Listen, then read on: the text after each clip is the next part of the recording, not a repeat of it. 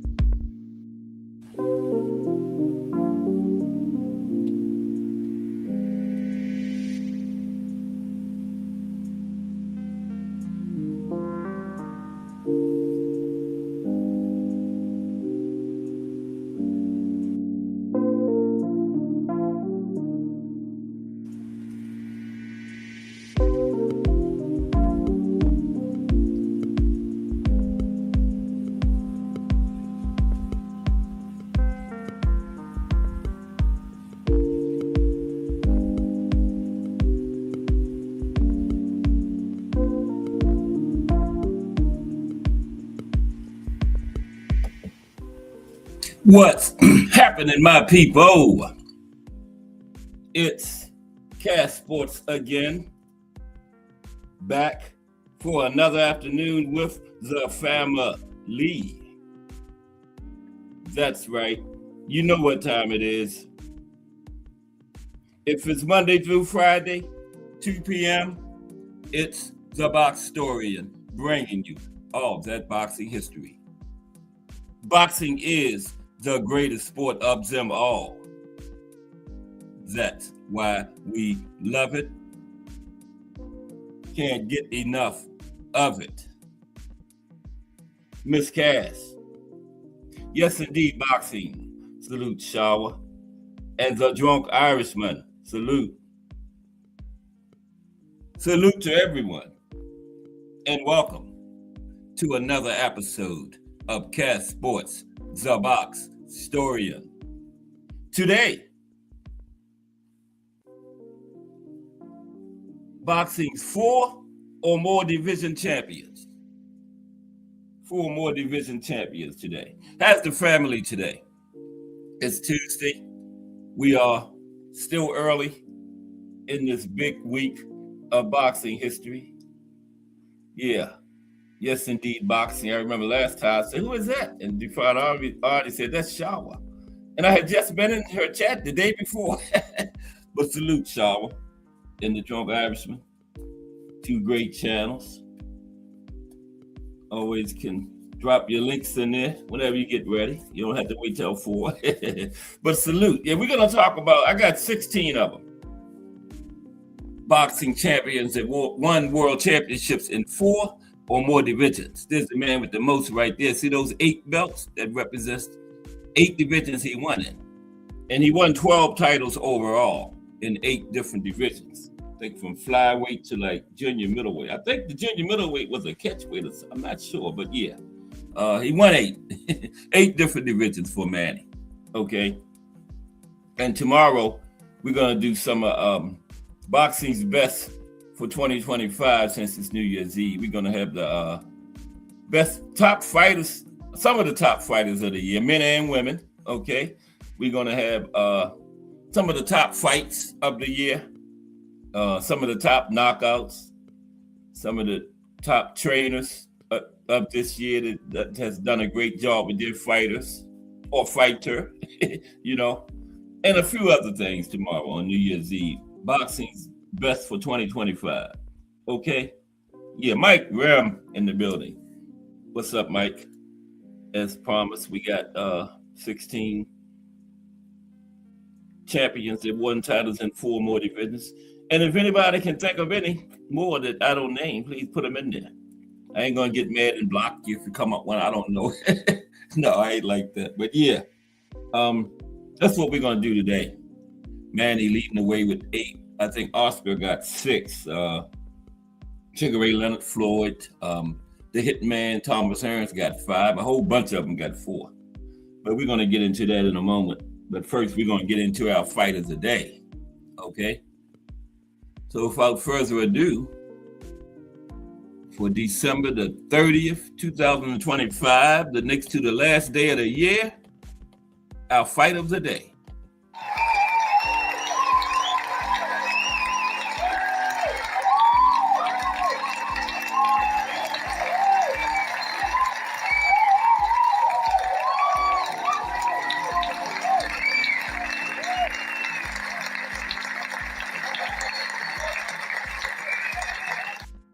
Okay, the fight of the day today is Evander Holyfield versus James Buster Douglas, entitled The End of Buster's Reign.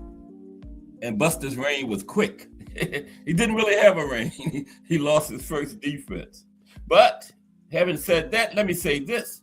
Now, if the same Buster that fought Mike Tyson would have went in there against Holyfield, I don't even think Buster would have had a problem with Holyfield, but, well, it was the same person, but you know what I mean. The same type fight. If he'd have had the same type fight against Holyfield that he had against Tyson, I don't think he would have had any kind of problem with Holyfield. The Buster Douglas that fought Mike Tyson and the Riddick Bowe from Holyfield won, those two would have been the biggest heavyweight matchup of the 90s if we got those two versions. The Buster Douglas that fought Tyson and the Riddick Bowe from Holyfield won, that matchup would have been the best heavyweight matchup of the entire decade of the 90s. I would go like 55-45 Bowe. But if Buster beat him, I would not consider it an upset. You know, because that Buster that fought Tyson was just, whew. But let's get into the fight of the day. Buster's first defense. Buster Douglas versus Evander Holyfield. This was October 25th, 1990. And it was the end of Buster's reign. It was a short one, too. Right, let's get into it. Okay, so it was 35 years ago, 1990, when Buster Douglas's big flop against Evander Holyfield forever robbed us of a Douglas Tyson too. Yeah, if he could have beat Holyfield, we probably would have got to. But yeah, he couldn't have did that to Mike again, no. But we never know because Buster had the big flop against Holyfield, right? So there were so many questions being asked going into the Buster Douglas Evander Holyfield World Heavyweight title fight of 35 years ago. Right? Yeah, 35 years. Don't seem like that long, but it has been 1990. So there were so many questions though. Okay, one question was Buster's brilliant performance in Tokyo against Iron Mike, where the 42-1 underdog dethroned the invincible Iron Mike Tyson, was that a fluke? Okay, another question was, could Tyson bounce back from that? Or another question coming into the Holyfield-Douglas fight was Evander Holyfield big enough to make it as a heavyweight? because he was just moving up, remember, in that fight. So was Evander big enough to make it as a heavyweight? And we did get two answers. We got answers to two of those three questions in that fight, okay? Two of those three questions were answered. Yes, Tyson was able to bounce back and regain the crown. After he got out of prison, he did become champion again. And yes, Holyfield, the real deal, he was the real deal at heavyweight. But the third question, as far as Douglas and Tyson, we never really found out if he could have repeated the combination of skill, nerve, desire, and power that he showed us when he hammered Iron Mike. We never got the answer to that one. This great performance, it turned out, was a one-night only deal for Buster. It was a one-night thing. And when you talk about one-hit wonders, Buster is the poster child for one-hit wonders. Buster is the poster child for that phrase, one-hit wonder. Yeah, you look it up in the dictionary, one-hit wonder is a picture of James Buster Douglas beside it. Okay? For his first, and as it turned out, only title defense, Buster inflicted on the world one hell of a flop. Yeah, one hell of a flop. Now, he made many millions of dollars for the fight against Holyfield. Took place at the Mirage in Las Vegas, Nevada. Yet, Buster he barely earned a fraction of his gargantuan payday. Definitely didn't earn it. When he was heavyweight champion coming in, had just dethroned Mike Tyson, Buster got a humongous payday for that. Sadly, after 8 months of eating, going to court, battling Don King because Don King tried to get that first fight overturned. Remember, he said Tyson got a quick count. And Buster went down first. He said Buster got a slow count. And then when he put Tyson down, he said Tyson got a fast count. So in between the Tyson and Holyfield fights, he was battling Don King in court, right? What's up, Technique? In the building. Salute. Yeah, Pacquiao and Durant, yes. Definitely two of the GOATs, them two. Durant is the GOAT, but salute Technique. How are you today? I'm kind of biased toward Durant, but yeah, he's the GOAT. Prime versus Prime, Pacquiao, Durant. Ooh, I got Durant. Okay, but salute Technique. Yeah, we talked about Buster and Holyfield, that big flop Buster made. One-hit wonder, poster child. Buster. Okay, but let's get back to it. Yeah, after 8 months of eating, going to court battling Don King, and then eating some more, right? Don King claimed Buster was supposed to have been knocked out the 8th round, but that count was slow. And then after that, Buster had made the transition from whooping great underdog to whopping out of shape, 246 pounder. That's what he came in the Holyfield fight as. And I heard in between the fights, he was up to like 350 in between the Tyson and Holyfield fights. I was like, well, one was like in April. It was the same year. And like 8 months later, he didn't have time to gain 100 pounds, did he? But that's what I heard. Buster was hitting 250 in between the two fights, right? So now Holyfield, who had reigned coming into that fight as the greatest cruiserweight in the history of the then Milan division, right? He holds all the distinctions, although the cruiserweight division is now a certified fan favorite. Back then, it was kind of like, it was only like 10 years old, and it was like a pit stop in between light heavyweight and heavyweight, but cruiserweight is much more prestigious now. But he bulked up to 208 pounds, right? And a lot of people said Holyfield wasn't big enough to be a heavyweight. So that was one of the questions coming into that fight. But looking back, it's amazing how long it took Holyfield and finally silence the talk, right? Because Buster, they said, well, Buster wasn't in shape. They used that excuse and everything. And then he lost the bow. And it took him a while, but he finally showed people he was a certified heavyweight fighter. Okay. Yes, he did. Now, on the night of October 25th, 1990, Holyfield won, and he won in style. He beat Buster in just 3 rounds. Yep. Yet, the new heavyweight champion's victory wasn't the big talking point coming out of that fight. The talking point was Buster's gross conditioning and his perceived lack of effort at getting back up after Holyfield had knocked him down with a right hand in the 3rd round. That was the story. Everybody was saying Buster took a dive. Mike Rim, remember? They wouldn't give Holyfield no credit. They were saying Buster took a dive, right? There was so much outrage, so much anger and disappointment. Don King said right then and there that there would never be any more Douglas-Tyson rematch. Now, yep, and Holyfield's win went almost unnoticed. How could Douglas, such a fine specimen of an underdog, tenacity and mental strength in Japan against Tyson, have let everyone, himself included, down so heavily? But he did, yeah. How could he let everyone, including himself, down so heavily like Buster did? And Buster never recovered either. At least his reputation never did.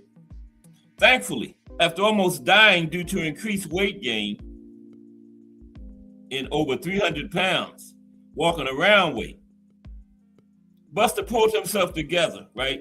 And today he's in a far better place than he was in the years that followed his flop against Holyfield. Now, Holyfield, as we know, is a living legend who gave his all in a number of epic fights, especially against Mike Tyson 2 times. Somebody said Holyfield was getting ready to come back again. 2025, I don't believe that. No. Yeah, but Holyfield had a great career.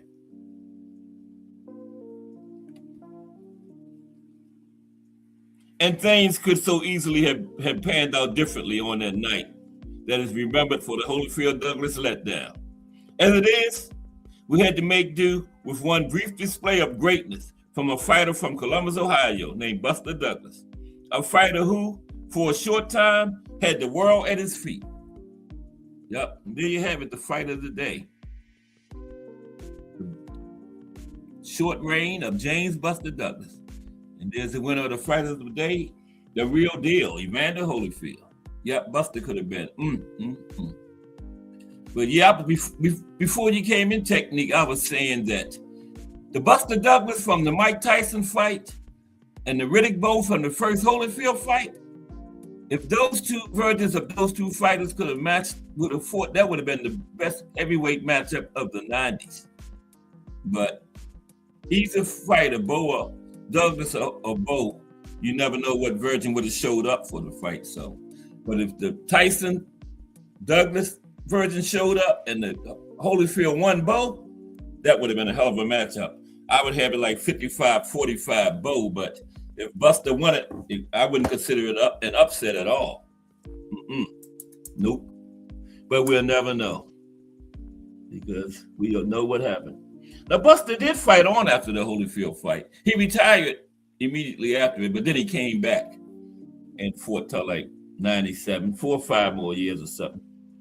I think by the time Mike came back, Buster had retired, or he was so far being ridiculed then that him and another Tyson Douglas fight wouldn't have meant anything at that point because we wouldn't have got nowhere near the same Douglas from Tokyo. So they never, and Don King said it after the Holyfield debacle. Don King said he ain't never making Douglas and Tyson again. He said it right that night in the ring after the fight. Don said, Buster, you ain't making another penny off of me, from me, after that performance.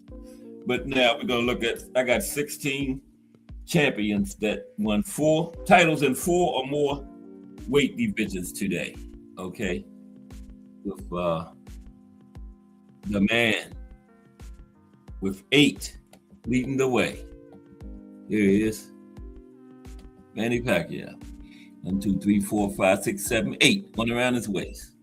Yep, the Pac-Man. Fought this year, remember? Had to draw with Barrios. I forgot what it was, but it was this year, 2025. Still ranked at welterweight too, I believe. In good shape. you know, because after all the years he was out of the sport, he came right back in the same weight class. Most fighters after 4 or 5 years out would come back in a higher weight class, but Manny came right back at welterweight. In good shape too. So yeah. Mike says the Milli Vanilli boxing. Yeah, that's him. That's him, Mike. Go Buster. The poster child for one hit wonder. But he's doing okay now. Yeah. But yeah, I had a guy was telling me, a very good source, actually in 1990, between the Tyson and Holyfield fights, this was like the summer of that year, the Buster was like 350. And I'm like, no way, he just fought. How could he gain 100 pounds that fast? But when I saw him in the ring, I was like, yeah, my man was right. Because you can see the blubber moving around on Buster. When he took his robe and stuff off, like, oh no, what happened, Buster? It was amazing for a fighter to change so much from one fight to the next, man. That was crazy. It was like it was a different person. Yep. And Holyfield had his way. What was it? I believe it was the third round. Well, Holyfield caught it with a counter right hand, and Buster went down. A lot of people say he could have got up, but Buster said, I got me 2 nice paydays from the Tyson fight, and then he made even more because he was a heavyweight champion coming into the Holyfield fight. So Buster, I ain't getting up. Why? Let's get into these boxes with 4 more titles. Happy New Year to everybody. Happy holidays. 1 more day left in the year. Tomorrow. And that's it. And then, we're doing the best of boxing tomorrow for 2025. Some of the best boxers of the year, men and women category. Fights, best fights, some of the top knockouts. Some of the trainers that did their thing this year, and a few other categories. Best of 2025 tomorrow. And this is the first Friday of the month, so we're going to do an active boxer Friday, going to be Jermell Charlo. But the question is he still active?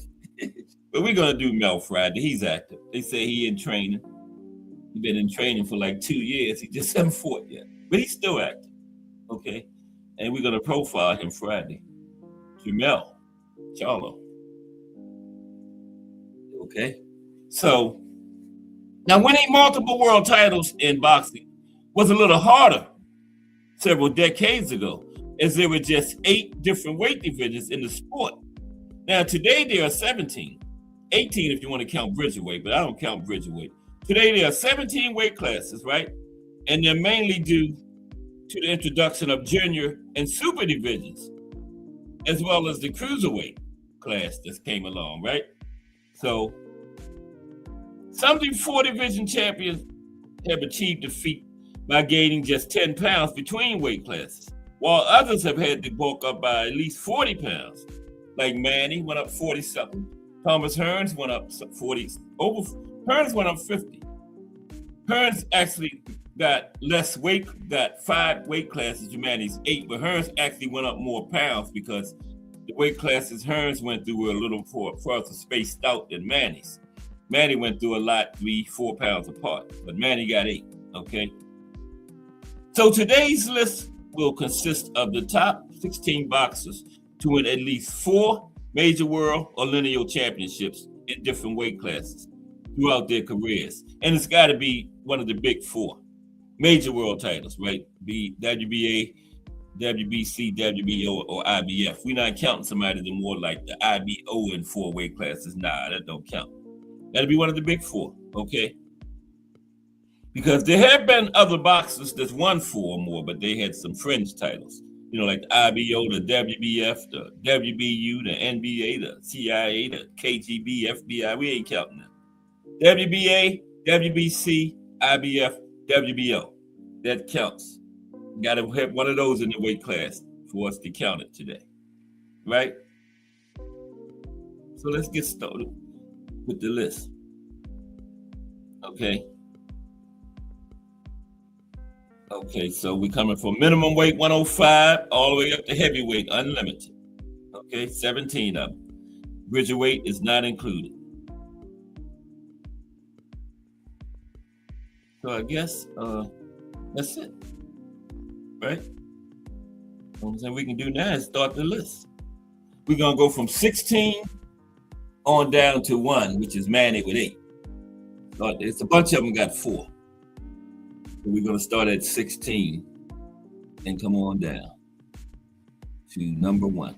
And I want to, time permitting, I wanted to do this little thing on Wilfred Benitez because I wanted to do it yesterday, but the youngest and oldest champions took us all the way up to almost to 4 o'clock. Because Wilfred was in the fight of the day yesterday, remember, he's the youngest ever now. So we're going to try to get it in today. But we also I found a nice little piece on the history of weight classes. So we're going to go over that too after this. What's Bruce Gas, Boxing, Jazz, and more in the building. And we got Jaw, and we got Kensaw Love 1. Salute. Yeah, we're going to, the Bruce Gas quiz is tonight, right? Yeah, 7 o'clock, I believe. It's Tuesday. Yeah, fire episode. But salute. Bruce Gas, Boxing, Jazz, and more. Jaw and Kensaw Love 1 in the building. Okay, we're going to go through these 16 fighters with 4 or more. Anybody can think of any more, let me know. Okay. You don't know what I'm going to say yet, so after I do the 16. Okay, because this is only going to take like a half hour. Probably take us to like 3. Okay. If anybody can think of any. Oh, yeah, Cruiserweight 2 technique. Cruiserweight 2, yeah. I forgot about that. Cruiserweight 2. Yeah, Cruiserweight included. Yeah. If you got a WBA, WBC, IBF, or WBO in Cruiserweight, yeah, that's one of the weight classes. Yep. It sure is. Thank you, technique. Yeah. Okay, Leo Gomez is first. Leo, there's Leo. No, it's not Leo.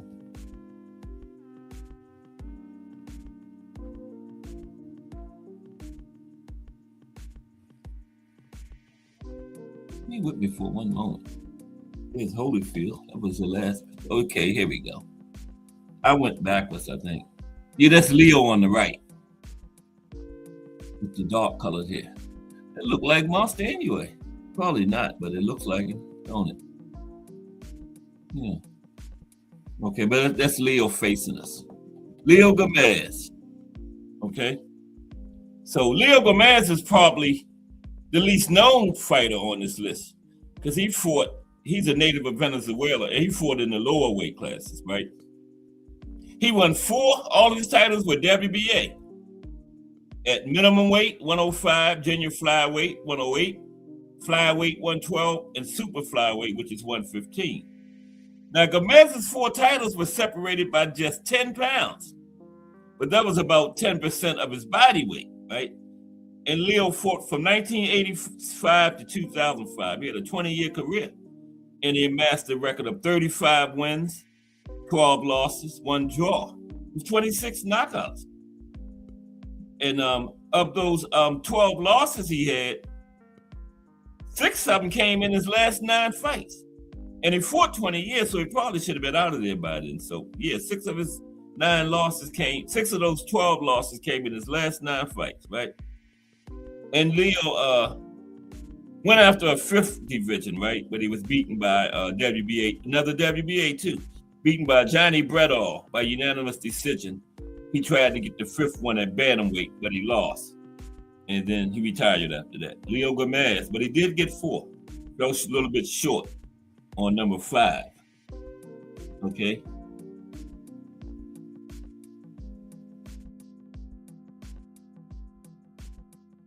Okay, next is Jorge Arce.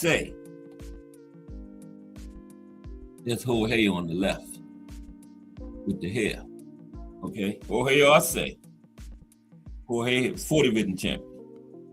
Okay, now Mexico's Jorge Arce was another 4-time world champion in the lighter divisions, as he won the WBO. All of his was WBOs. Junior flyweight, super flyweight, bantamweight, and super bantamweight. And he was also the lineal junior flyweight champion and the interim WBC flyweight champion. Interims don't count. Now, Arce's titles were spread out over 14 pounds, weight differential. And he was the 2nd Mexican to win championships in 4 different divisions behind Eric Morales. And he fought from 1996 to 2014, 18 years. And He was a 5-time champion at flyweight, right? Won the title 5 times there. Wow. And at 112. And he was just 19 years old when he won his first one. But yesterday, the youngest was 18, remember? So Leo probably number 2 youngest at flyweight. But he also tried to win a 5th belt, just like Gomez, but he fell short. He lost to Johnny Gonzalez. He got stopped in the 11th round, and he was going for the WBC featherweight championship. Yep. He went for 5, but he fell short, but he still got 4. And he finished his career with 64 wins, 8 losses, and 2 draws. And he had 49 knockouts. Jorge Arce, 40-division champion. Next, AB. Yeah, AB had 40 divisions by the time he was like 24 years old or something. But then after that, AB stopped winning championships. But AB, 40 divisions. Adrian Broner. There he is. I don't know who that is he fighting. Is that the attorney? I don't know. But that's AB. I do know that. Adrian the Problem Broner of Cincinnati, Ohio. He won world titles in 4 weight divisions. He achieved it in 2015. He became the 2nd youngest boxer to do so at 25 years old, behind Oscar. Oscar was 24 when he won his 4th one. Oscar got 6 altogether. We're going to get to him. AB won it, so we thought for sure AB was going to get another division, but he didn't. But he got the WBO super featherweight, the WBC lightweight, the WBA super lightweight, and WBA welterweight titles. And AB had a 17-pound weight gap between all of his championships. And he won them all in a span of just under 4 years. And he turned pro in 2008. Okay. I don't even have AB's record. I don't know how they got past. But he turned pro in 2008. AB did. 40-division champion. Adrian the Problem Broner. Oh, wait a minute. No, I don't have it. I'm going to get Adrian Broner's final record real quick. Not everybody else's. Adrian Broner box record.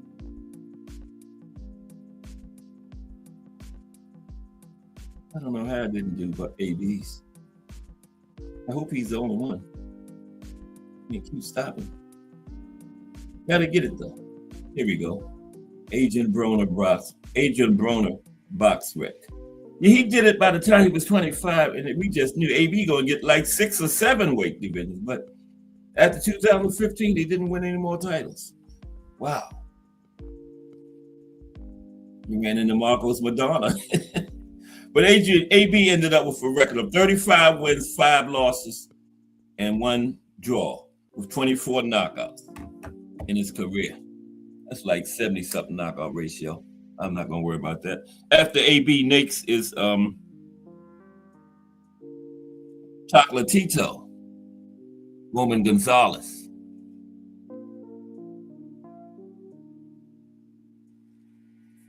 There's Chocolatito. No, it ain't either. That's AB. But who is that? That's AB too, ain't it? Yeah, I got AB on here twice. Wow. Okay, that's Chocolatito right there. Yeah, on the right. Him and Juan Francisco Estrada. Yep, there's Chocolatito. Okay, Chocolatito, I think he's 40 division. Right? Yeah. So far, because Chocolatito's still fighting, remember? So yeah, he's still at 115. He got to 115 and stopped going up. Excuse me for 1 second. See, came out going in the box rack and then messed up. Okay, we're at Roman Gonzalez, also known as Chocolatito. Chocolatito. From Nicaragua, right? Nicaragua? Yeah. Same place as Alexis Arguello. Arguello had 3. He went for 4 twice, but he lost to Aaron Pryor twice. Yeah, he tried to get 4 2 times, but he got 3. I think if he would have beat Pryor in that first fight, he would have been the first one to get 4. I believe it was Hearns, but Arguello went for 4 before Hearns got his 4. Hearns was still at welterweight then, but Arguello lost. Hearns or Sugar Ray, we're going to get to it. Roman Gonzalez is next. Yeah, he's 40 vision. Okay. Roman Chocolatito Gonzalez is still considered to be one of the best. Well, not now, but he's still considered to be a very good boxer right now. Okay. And he has 4 division titles. WBA, he started all the way down at 105, minimum weight. He had the WBC junior flyweight, WBC flyweight, and WBC super flyweight. That's where he is now, right? And Chocolatito turned pro in 2005. Okay? And he was 46-0 before he lost his first fight to what's the guy? You saw Rungvisai, something like that. Just the cat Rungvisai. Chocolatito was 46-0 before he lost his first fight. Oh man, yeah. That's why I don't have Chocolatito's record, Lisa. Wow. I had all these fighters' records. Let's get it. Is he still currently active? Chocolatito is.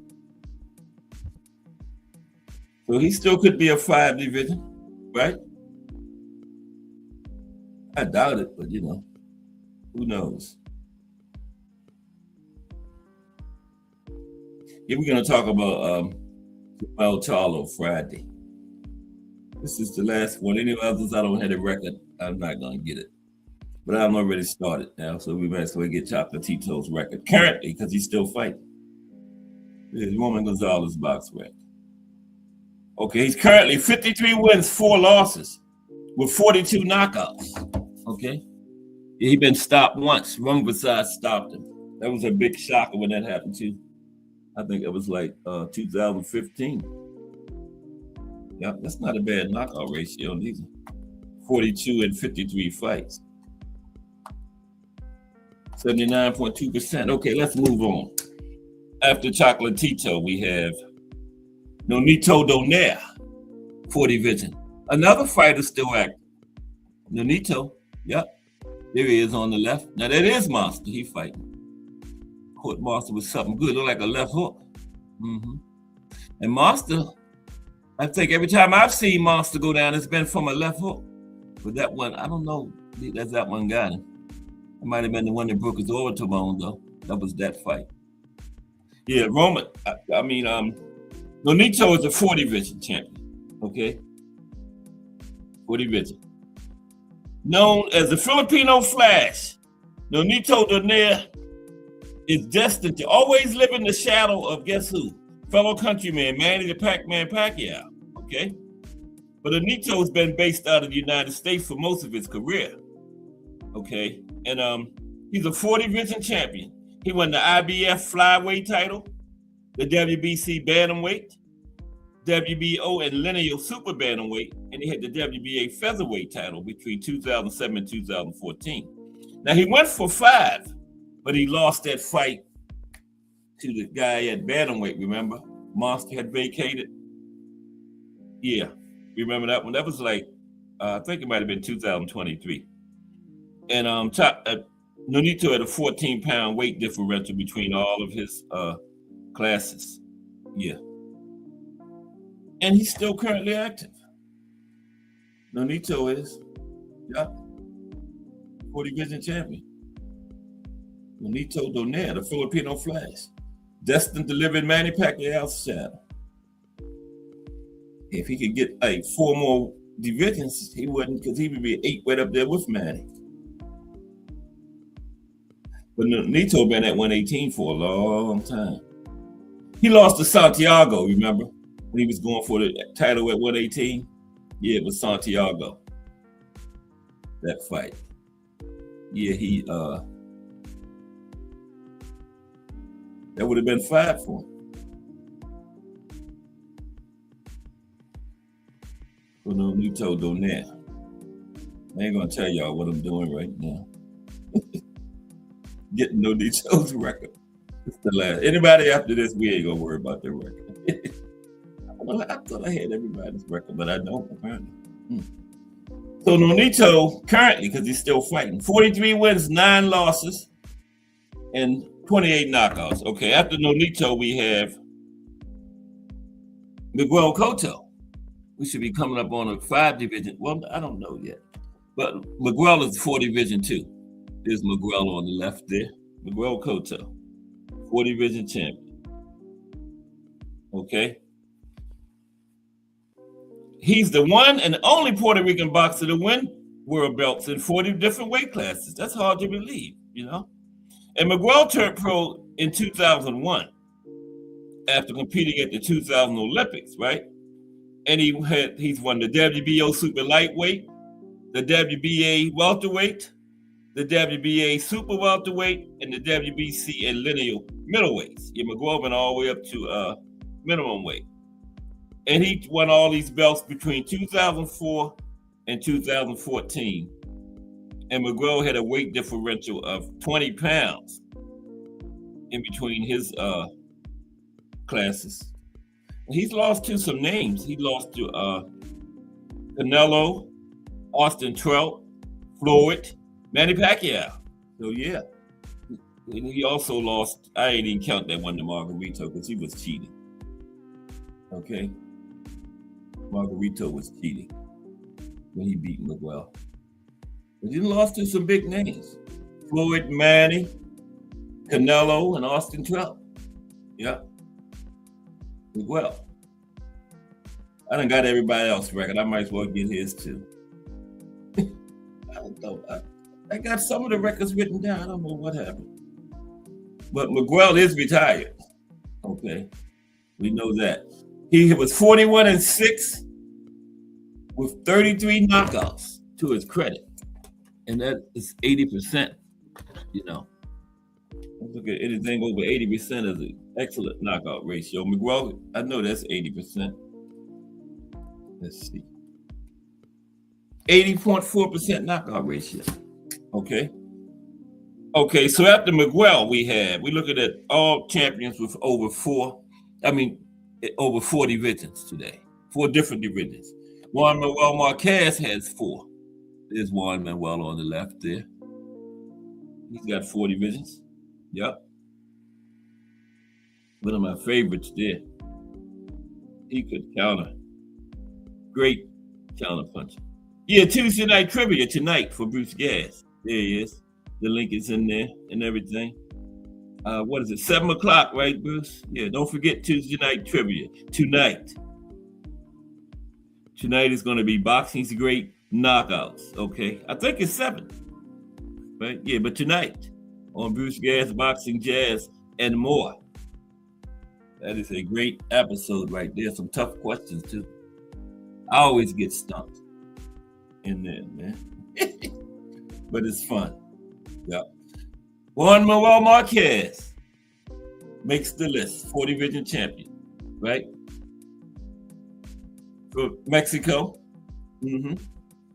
I think he fought all the way up to like 43 years old. He was the oldest lightweight, I believe, yesterday, right? Oldest lightweight champion to ever win a title.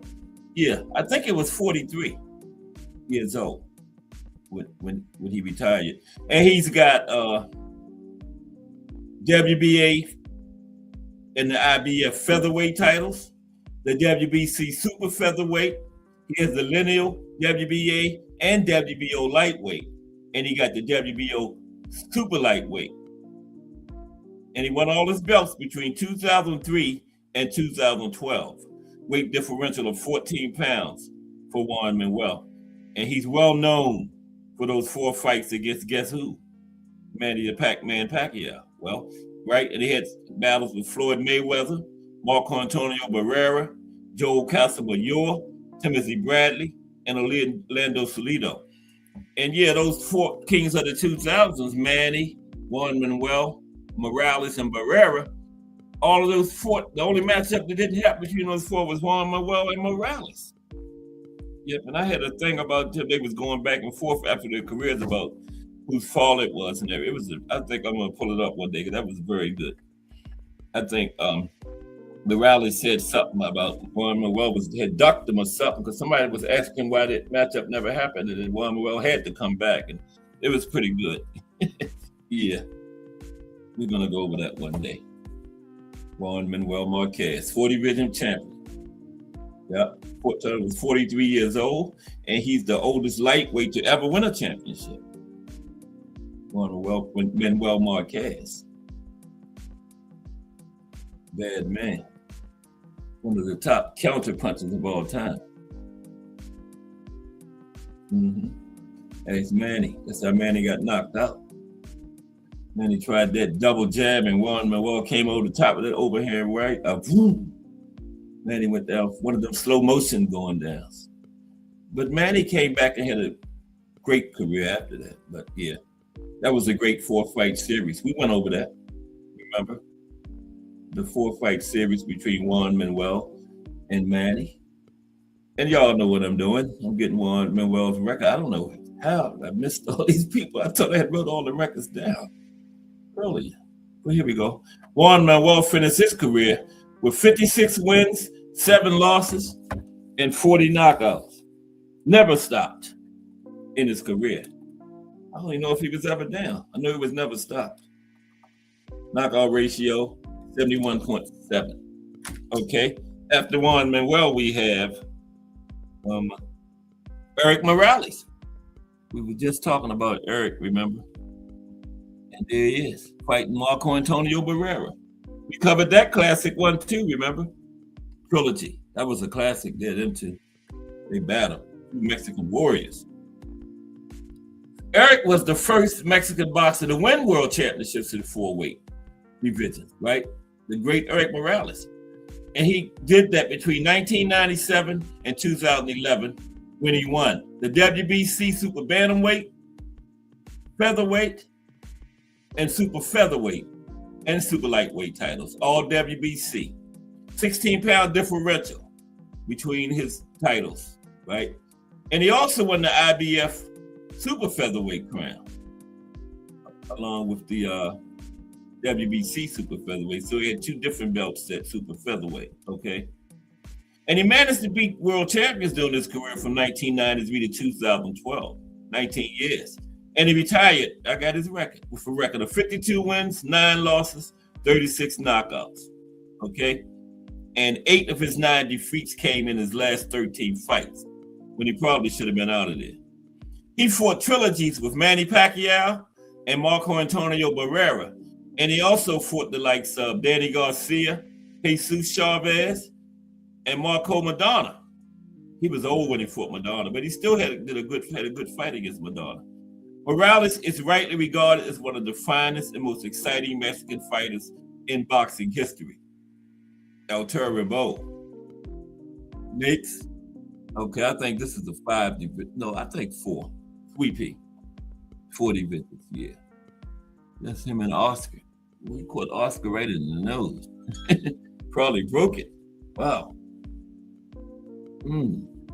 Yeah, Sweet Pea is next. Pernell Sweet Pea Whitaker. Pernell Sweet Pea Whitaker was a gold medal winner at the 1984 Olympics in Los Angeles. And then he fought pro from 1984 to 2001, 17-year career. He had a fine record, 40 wins, 4 losses, 1 draw, and 1 no contest. And he had 17 knockouts to his credit. He went 201 and 13 as an amateur, 91 knockouts as an amateur. Now, Sweet Pea won his world titles at WBA.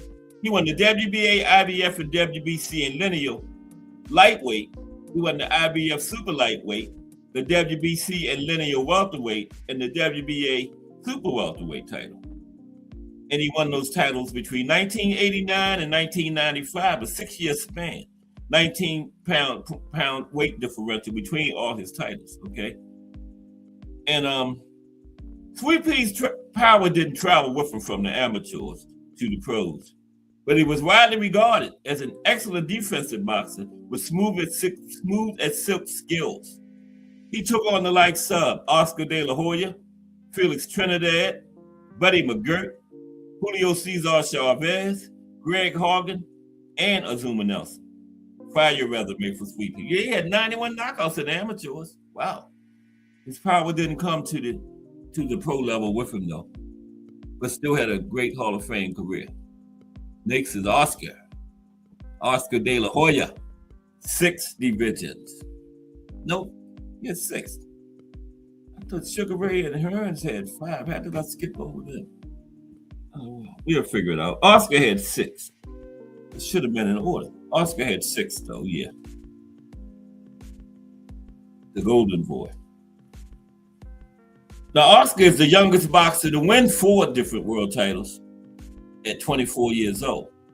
Right? Fourth belt came, he was 24 when he beat Pernell Whitaker for the WBC and lineal welterweight titles. This was in 1997. He won the WBO super featherweight title in 1994. Then he added the WBO lightweight title in 95 and the WBC and lineal super lightweight titles in 1996. But Oscar wasn't finished yet, okay? He went on to win the WBC and lineal super welterweight titles, as well as the WBO and lineal middleweight titles, for titles in 6 different divisions by 2004. In total, Oscar won 10 belts in 6 different weight classes and met fellow 4-time champions Pernell Whitaker, Manny Pacquiao, and Floyd Mayweather Jr. along the way. Oscar, who's known as the Golden Boy, turned pro in 1992 after winning a gold medal as a lightweight at the Olympics in Barcelona, Spain. And he fought until 2009, final record, 39 wins, 6 losses, and 30 knockouts, right? And 4 of his losses came in his last 7 fights. And I'm sitting here calculating the knockout rates, and I got them written down right here on the paper. Wow. Already had them written down. Oscar's knockout ratio was 76.9%. Ain't that something? I already had them written down. But Oscar, almost 80, 76.9. Okay, the next one. Oscar was 6, and the next one is a 40. I got Oscar out of order some kind of way. Next is the Hands of Stone. Roberto Duran. Yeah, that's him in Hagler. Roberto Duran. Okay. I think he was 40 with him. Yeah, Oscar was out of order. Roberto Duran, known as Manos de Piedra in Spanish and Hands of Stone in English. The legendary Roberto Duran of Panama would lose to 40 division champions Tommy Hearns and Sugar Ray Leonard, but he also beat Leonard on his way to 4 different world titles, okay? Duran managed to capture the WBA, WBC, and lineal lightweight. That's where he was the greatest at lightweight. He had the WBC and lineal welterweight titles, took them off of Leonard in 80. The WBA super welterweight took that from Davey Moore. And the WBC middleweight titles took that from Iran Barkley, okay? Davey Moore and Iran Barkley, everybody thought he was finished. He made a great comeback for the No Mas fight. Fought till like 2001. The only reason he stopped in 2001 when he was 52 years old was because he was in a serious car accident, and the doctor told him he'd get back in the ring, somebody might kill him in there, so he retired. And I think he retired. He might still be down there in Panama fighting. So I think Roberto Duran is retired, okay? The 40 division champions. He might have won 2 more weight divisions, but he lost in attempts to win a super middleweight title and basically skipped over the super lightweight division. Yeah, he went straight from lightweight to welterweight for the Leonard fight. Yeah. But Aaron Pryor was the super lightweight champion, and so I don't know. That would have been a battle, him and Duran. Wow. Okay. Yeah. But yeah, he went. But he did win a minor the NBA title at super middleweight, but that don't count. And Duran fought pro from 1968 to 2001 to become just the second boxer behind Jack Johnson to compete in 5 different decades. Him and Jack Johnson, the only 2 in 5 different decades. And y'all ain't gonna believe this. I got the records written down on the paper too, and I'm doing all that going to BoxRec. That's crazy. I already had them written down. Man. Okay, but yeah, him and Jack Johnson fought in 5 different decades. Duran had the 60s, 70s, 80s, 90s, and 2000s. Jack Johnson had the 1900s, 19 teens, I guess, 20s, 30s. And Jack Johnson started in the 1890s. So he had 5. Jack Johnson fought till he was 68 years old. He was still fighting when Joe Louis started. Jack Johnson was. He was in his 60s. Mm-hmm. He wasn't fighting no big top 10 fighters, but he was still fighting grown men for pro boxers when he was 68 years old. But yeah, Duran finished with a record of 103 wins, 16 losses, and he had 70 knockouts. Okay, and he had 100 and something wins. He still had almost a 67.9 knockout ratio. Still had almost a 70% knockout ratio. That's incredible. 103 wins. He still was getting them up out of there, 7 out of 10 of them. 103 wins. The hands of stone. Roberto Duran, one of the greatest of all time. Greatest lightweight of all time. Roberto Duran. Okay, let me go on. After Roberto Duran is Roy Jones Jr. There's Roy. Roy is 4, right? 40 bitches. Saul Manby. Okay, 5 decades, Bruce Saul Manby is also in the 5 decade club, okay? Thank you, Bruce Gass. Saul Manby. Jack Johnson, Saul Manby, and Roberto Duran fought in 5 different decades. All right. So we got 3. I got to add that to my list. Mm-hmm. Let's see, U.L. Manby. Saul. I was talking about him about something. I can't remember what it was, though. Yeah. Okay, let's move on after Roberto Duran. We're on Roy Jones Jr. now. Yeah, he fought. I think he was a 4. Roy Jones Jr. Okay. Yeah, Saul was back from like the 40s, something like. No. He was born in the 40s. Yeah, Saul fought. Right. Yeah, he was a bad man, though, Saul Manby. From the Bronx, New York. Junior welterweight, fought in 5 decades. Jack Johnson, Saul Manby, Roberto Duran. Now, Roy Jones Jr., I think he was a 40 division champion. Okay. Yeah, Big George. Yeah, he skipped. Oh, did he come back in the 80s, Bruce? That would put him in there. Let me see. I got to check on that. The 80s might be what? Yeah, left George out. Yeah, that's right. That would make him 4. Yeah. Okay, Roy Jones Jr. Now, okay. Now, those with less determination than Roy Jones Jr. may not have succeeded as a pro boxer after being clearly robbed of the gold medal at the Olympics. Now, Roy carried on, though, right? And he fought till he was like almost 50, about 48 or something like that. He turned pro after winning the silver medal at the 1988 games in Seoul. Should have had the gold, but you know. From Pensacola, Florida. And he's also a Russian citizen, okay? And Roy, he won the IBF middleweight title. He won the IBF super middleweight, WBA, IBF, and WBC light heavyweight, and the WBA heavyweight title between 1993 and 2003. He had 40 pounds difference between his weight classes. Mm-hmm. In fact, he's the only boxer to start at junior middleweight and go all the way and win the heavyweight championship. And he was the second middleweight champion to win the heavyweight championship. The first one did it 106 years earlier. Bob Fitzsimmons. Yep, Roy Jones Jr. Yeah, that's a big range from junior middleweight all the way to heavyweight. Wow, that's a wide range right there. But Roy did it. Yeah. He got robbed in that Olympics. Man, the referee even thought Roy won, but the judges didn't. They had a big investigation over that, but nothing came of it. But Roy finished at 66-10 with 47 knockouts for his career. Roy Jones Jr. Okay.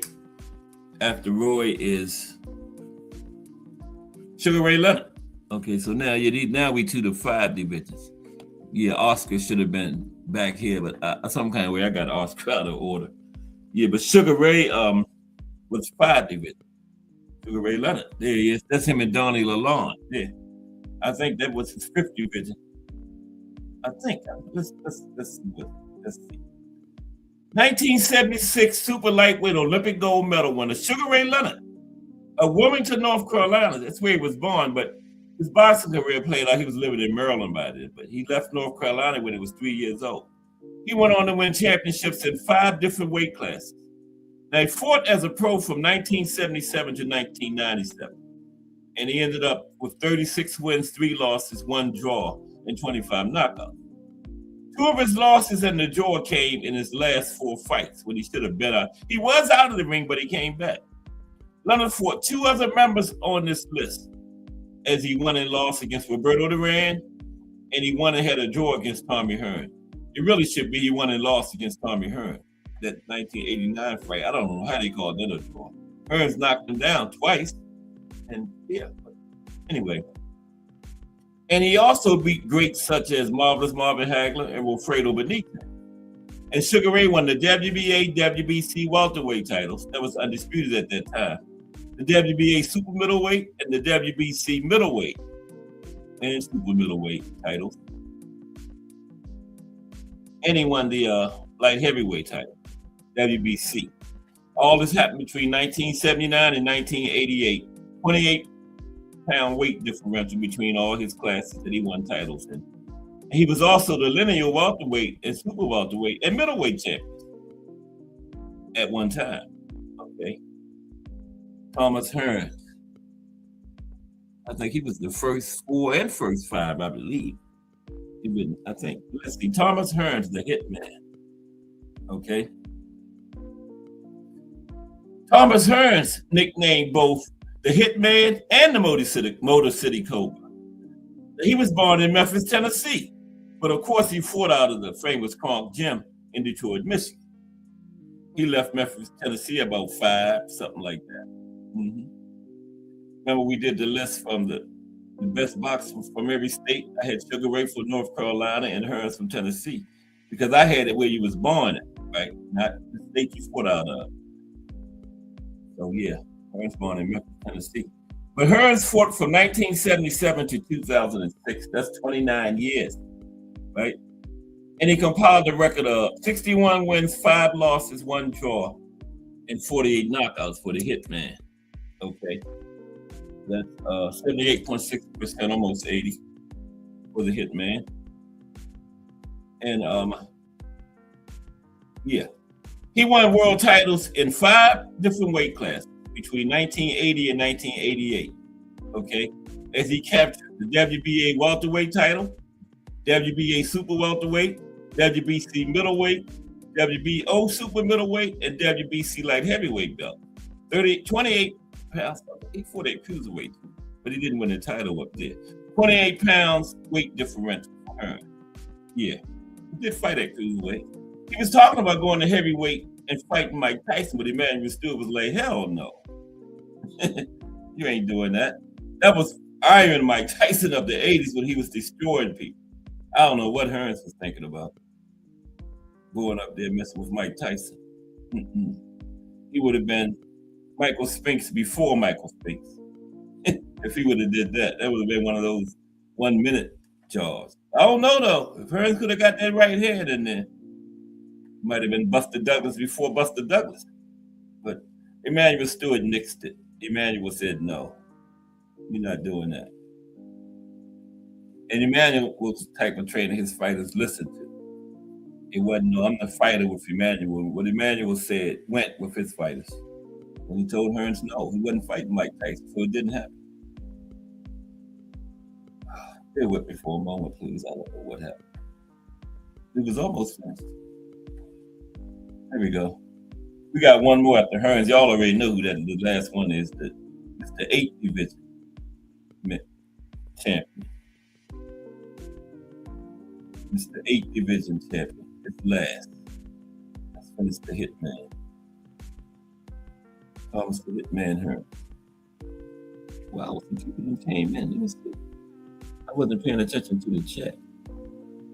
But salute, appreciate everybody that's listening. Okay. Monday through Friday, 2 p.m. Bringing you all of that boxing history. We're going to have a best of 2025 show tomorrow. Top fighters of the year, men and women, categories. Some of the top fights, some of the top knockouts, top trainers for 2025. A few other things tomorrow. Friday is the first Friday of the month. We're going to profile an active boxer, Jermell Charlo. He hasn't been active lately, but officially he still is active. So, yeah.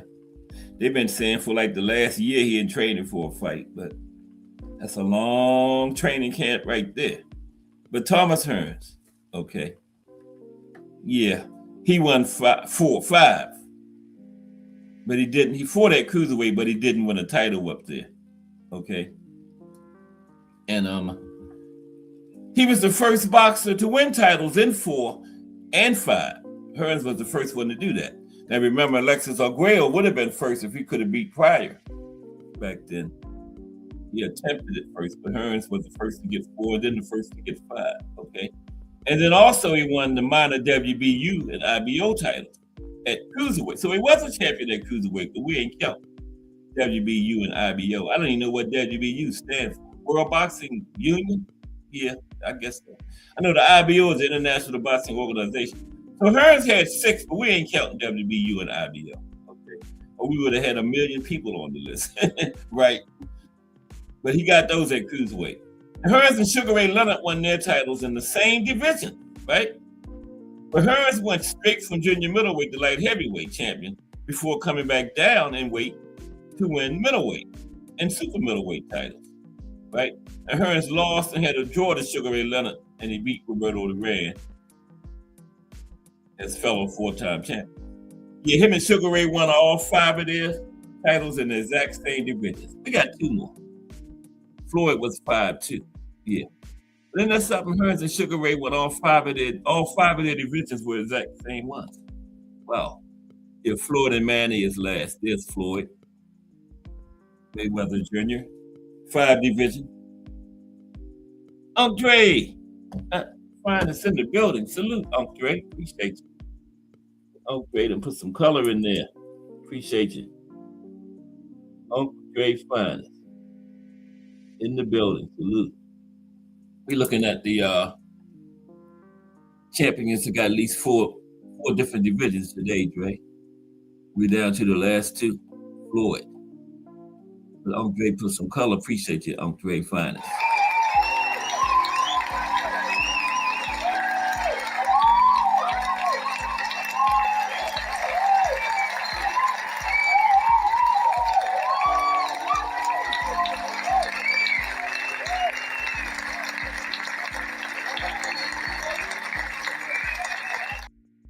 Okay, appreciate you, Dre. Now, Floyd Mayweather Jr.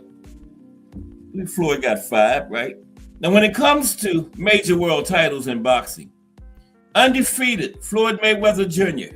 of Grand Rapids, Michigan, has racked up 5 weight classes, right? Now, Floyd turned pro in 1996 after getting a bronze medal as a featherweight at the Olympics in Atlanta, Georgia that year, okay? And Floyd, with the Pretty Boy, he took on the cream of the crop in this era, right? And ended up 50-0 with 27 knockouts, okay, in his career. Now, Floyd's titles, he won the Lineal and WBC super featherweight. He won the Lineal and WBC lightweight. He won the WBC super lightweight. He had the IBF, WBC, and Lineal welterweight titles, and the WBC and Lineal super welterweight. That was the one against Austin, remember? And Floyd achieved all these titles between 1998 and 2007. Okay, 24 pounds between titles. Now Floyd, he beat Manny Pacquiao and Oscar from this list. And number one, the man with the most divisions is Mr. 8 division champion himself, Manuel the Pac-Man Pacquiao. There he is. Manuel the Pac-Man Pacquiao. I don't know how his son do. I was keeping track of his son. He's in the minor, well, not minor leagues, amateurs right now. Manuel Pacquiao Jr. Remember, he used to be sitting there with his mother watching Manny fight. Yeah, he's a fighter himself now. I don't know how far. I think it's been like 2 years or something. I don't know how far he's away from pro level, but yeah, the way they rush him nowadays, he might pop up at any time, right? And Manny, so far, there's only been one man in history to win over 6. That's Manny. He's got 8. But there's one woman that had 7, and she's still active. Amanda Serrano got 7. But Manny got 8 in 8 in his career, right? He won titles between 112 and 154 pounds for a weight differential of 42 pounds, right? Manny could have won belts in 10 divisions, but he skipped super flyweight 130 and bantamweight 118. He skipped right over 2 classes. He might have had 10. Probably would have, where he was going back then. But he didn't fight at 118 bantamweight or 130 super flyweight. Yep. And he was a WBC and lineal at flyweight, IBF super bantamweight, lineal, and WBC featherweight. Wait a minute, let me start over. WBC and lineal flyweight, IBF super bantamweight, lineal featherweight, and IBF. WBC and lineal super featherweight, WBC lightweight, WBC and lineal super lightweight, WBO and lineal welterweight, and WBC super welterweight. That was 8, right? Yeah. And he achieved this amazing feat between 1998 and 2010 over a 12-year span. Right, and Manny, well, he's still fighting, so I'm gonna say currently, Manny has 62 wins and 8 losses with 3 draws and 39 knockouts. He just got 1 draw earlier this year, remember? What is Manny, 42? Something like that. Yeah. And Manny's faced, he turned pro at 95. He fought Eric Morales, Oscar, Juan Manuel Marquez, Floyd, from this list, right? 2 wins, 1 loss. I guess Morales, he beat Oscar. 2 wins and a draw against Marquez and lost to Floyd, right? He won 12 major world titles in 8 weight classes. And the only boxer to win the lineal championship in 5 of them, right? And he's also just the 3rd man to win a major world championship in 3 of boxing's original 8, with flyweight, featherweight, flyweight, bantamweight, featherweight, welterweight, with flyweight, bantamweight, featherweight, lightweight, welterweight, middleweight, light heavyweight, and heavyweight. That's where the original 8. And Manny is the 3rd man to win at least 3 in the original 8. Okay, there you have it. The 16-4. Probably some more. Anybody know of any more? Let me know in there. But salute, Dre. How are you? Good to see you. Appreciate the color. I found a nice little article on weight classes. Let's talk about that. And then I got something on Wilfred Benitez. I wanted to get in yesterday when we was talking about the youngest and oldest world champions, because he's the youngest in all of boxing. And Bernard Hopkins is the older. We done talked about him enough. So we're going to talk about Wilfred in a minute. But history of weight classes. Now, okay. Appreciate everybody for stopping through today. Hope you're enjoying the show. Again, remember, again, tomorrow we're going to do a best of 2025. Fighters, men and women, fights, knockouts, trainers, a few other things. And Jamel is Friday. Look at Jamel's life and career Friday. Jamel Charlo. Thursday, New Year's Day, we're going to find something with boxing on New Year's history. Something. Okay. Now, James Figg, he was a bare knuckles fighter from a poor farming family in Thames Village, Yorkshire, in England. He declared himself the champion of England in 1719. Now, it probably made him the first heavyweight champion of the world when there were no weight classes. Okay, he was 5'11", weighed about 185. He was a rather big man for his era. But in the nowadays, he would have been a cruiserweight or light heavyweight now. He was a heavyweight back around that time. And when Figg fought, there were no weight classes. Only in 1746, a so-called lightweight division was introduced in England. At the time, you were either a lightweight or a heavyweight, okay? A lightweight was 154, and then one other publication had it at 168. Anything above those two were heavyweight.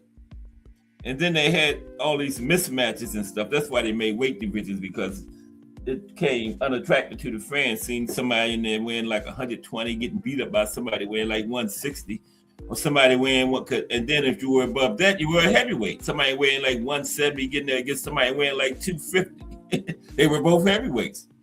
So it became dangerous for the smaller man, and the fans wasn't too attractive. Fans like knockouts, but they didn't want nobody getting the crap beat out of them by somebody weighed like 70 pounds more than they do. So then they made weight classes, right? So the lightweights. Now the lightweights were not taken seriously. Most of their fights were preliminaries before the heavyweight fights began. You know, the little division, because they only had two. And the lightweights were not taken seriously. They would have lightweight fights before they had the main events, which were always heavyweights. Then in 1792, there were also fighters who called themselves welters, right? That was a horse racing term. Then that referred to a weight horses carried in handicap races, right? And a welter was 10 stones, which is 140, because 14 pounds equals 1 stone. So the welters was like 140 even back then. And despite the likely existence of other weights, only fights between bigger men were recognized as championship fights, only the heavyweights.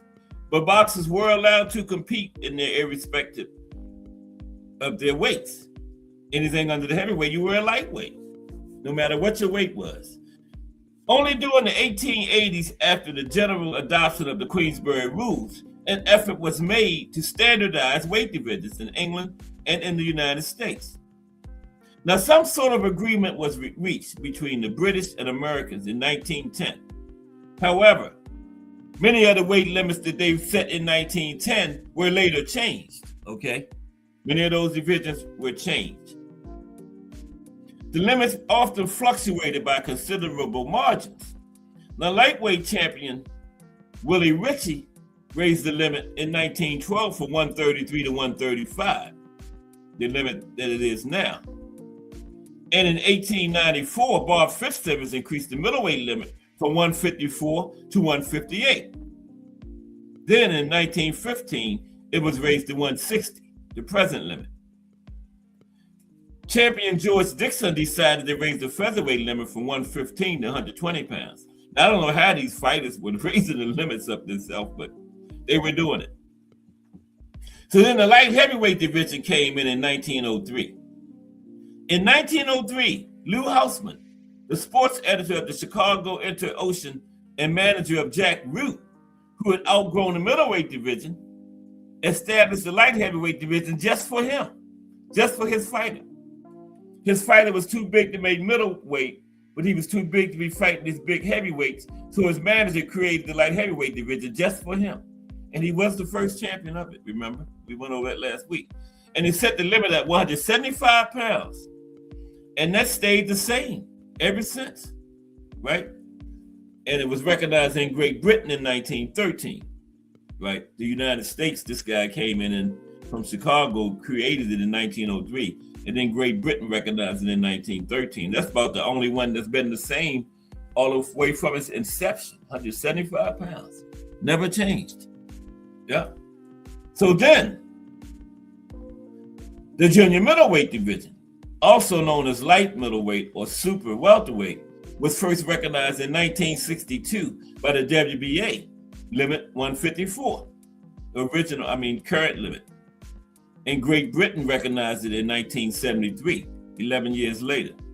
The welterweight division originally was 142 pounds in the 1880s, before it was raised to its present limit, 147, in 1909. Now, the lightweight limit has moved up and down over the years. It was 133 pounds in the 1860s. Then they moved it to 140 pounds before dropping it to 133 pounds again. In 1912, it was raised to its present limit of 135 pounds. Okay.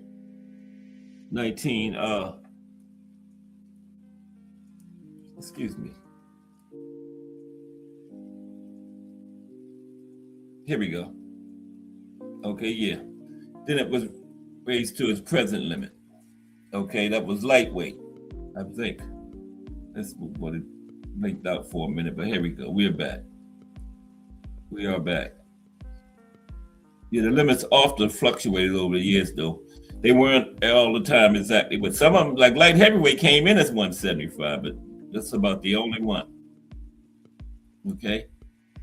Then the juniors and supers, a lot of them are later divisions. Yeah, 1912 was when the lightweight was raised to 135. Now, the limit for bantamweight was set at 112 pounds in the 1850s, and that fluctuated between 105 and 108 pounds. And one time it was 116 pounds. And the present limit on 118 pounds was accepted by the United States and Great Britain.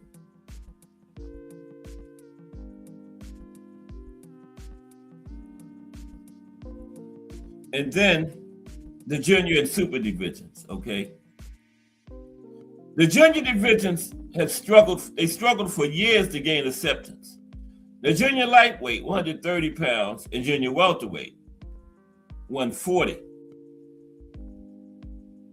Those classes were created around 1920 by the National Boxing Association in the United States, which became the WBA in 1962.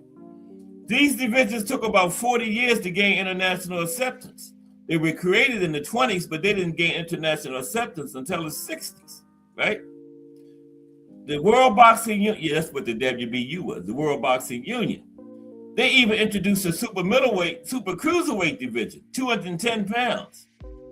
And the first fight in the class was in South Africa. Peter Smith was stopped in the first round by John McClain of the United States on January 2nd, 1997.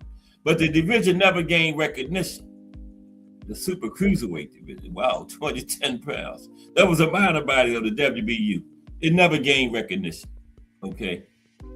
Then after the split between the WBA and the WBC in 1963, and later, the formation of the IBF and WBO, new divisions were created, including mini flyweight, which is minimum weight, 105, junior flyweight, 108, super flyweight, 115, super bantamweight, 122, super middleweight, 154, and light and cruiserweight.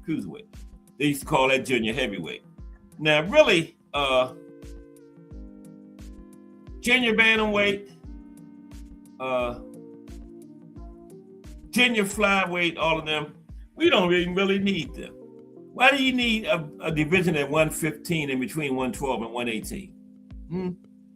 Why do you need super bantamweight between 118 and 126? Those are not even really needed, you know. 112 to 118 to 126 would be perfect. We got like 112, 115, 118, 122, 126. That's 14 pounds. We got 5 divisions within 14 pounds of each other. That's crazy. And so once they put all these juniors and supers in, this increased the total to 17 weight divisions, which are generally recognized now by all the major sanctioning bodies, right? And then we go on about weight classes in amateur boxing, but yeah, we're not gonna worry about amateur. Let's get to Wilfred Benitez. I thought that was kind of interesting looking at the weight divisions when they were created and everything. Yeah. But really, yeah, 115 super flyweight, 122 super bantamweight. They could do away with those two. Just go from 112 to 118 to 126, right? Really don't need super lightweight, 130. Yeah. That could be that's cool. Yeah. Don't need junior lightweight 130 though. We could go from 126 to 135, 9 pounds. But the reasoning, more money, more weight divisions, more money for the sanctioning bodies, right? More champions, more sanctioning fees. That's all it boils down to. More money, more money, more money, more money. Boxing is follow the money. Plain and simple. I don't know what happened to that bridger weight. They were talking about that, but I haven't heard too much about that. I guess that those were the original 8 weight classes right there. Yeah, I forgot to put them up there. Yeah, Wilfred. How good a boxer was Wilfred Benitez? Anyway, okay, just how good was Wilfred? Let's talk about it. Wilfred Benitez. Now, I meant to get this yesterday when we were talking about the youngest champions and all that.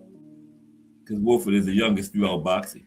And he's the youngest in 2 divisions too, junior welterweight and junior middleweight. He was 17 at junior welterweight. That made him throughout boxing. And he was 22 at junior middleweight. And remember, he's the youngest to win in 3 different divisions. He was 22 when he got junior middleweight. They gave him junior lightweight, junior welterweight, and junior middleweight, about 22 years old. Now, Wilfred Benitez, a natural welterweight, he had incredible talent, but wasted most of it. Nonetheless, he did more than enough to sit where he currently resides in the International Boxing Hall of Fame. He definitely did more than enough. Though the price he paid for the Hall of Fame was beyond terrible. Yeah, he's wheelchair bound now. You gotta have a nurse 24/7. His sister was taking care of him, but she passed away. I found that out yesterday per Al Booger. Yeah. Wilfred Benitez in the Hall of Fame. He paid the price though. He was born into a boxing family.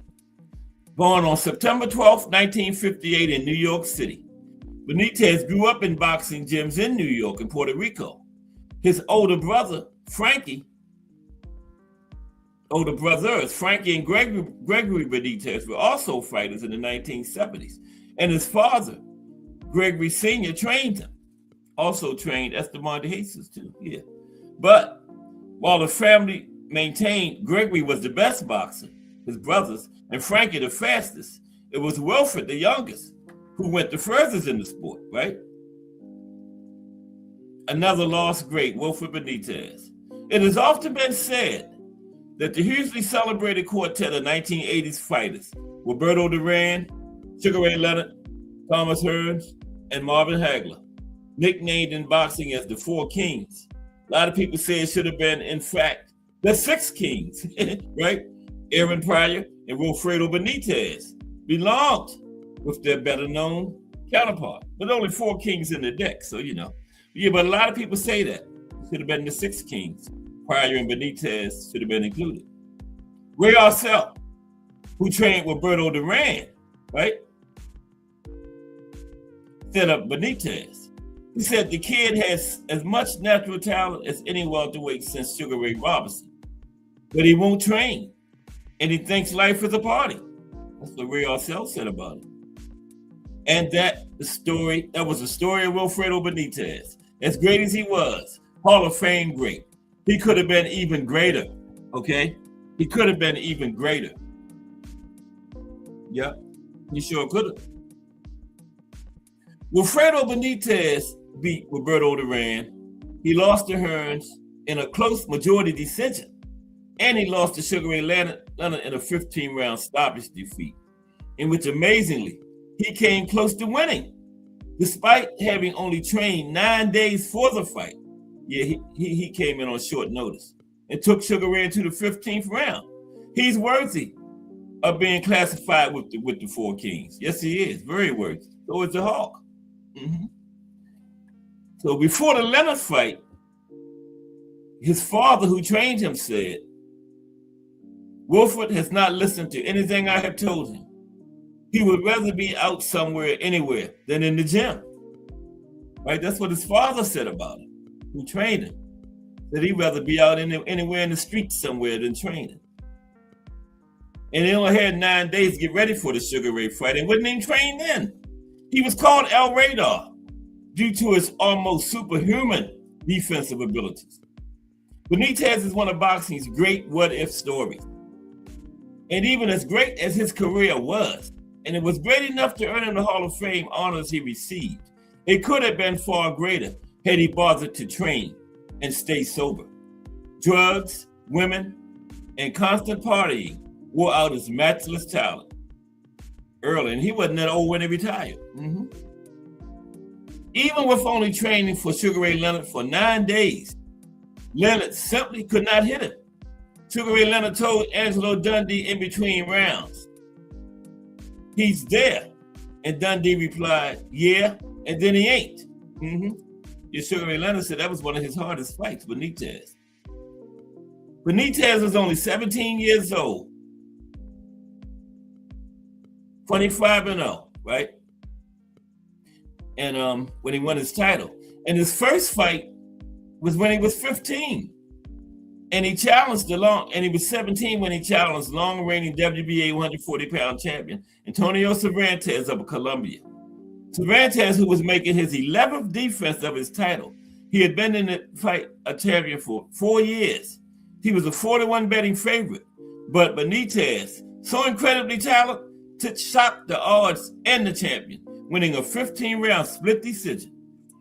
He was a defensive genius. Wilfredo was. That's why they called him El Radar. He was a defensive genius. Okay? He was an absolutely brilliant defensive fighter, almost unhittable at his best. Okay? Bleacher Report has him number 7 of all time. Pernod at number 3, VP is number 2 as far as defensive fighters. Emmanuel Stewart ranked the best defensive fighters of all time as Willie Pep, Floyd, and Sweet Pea, in no particular order.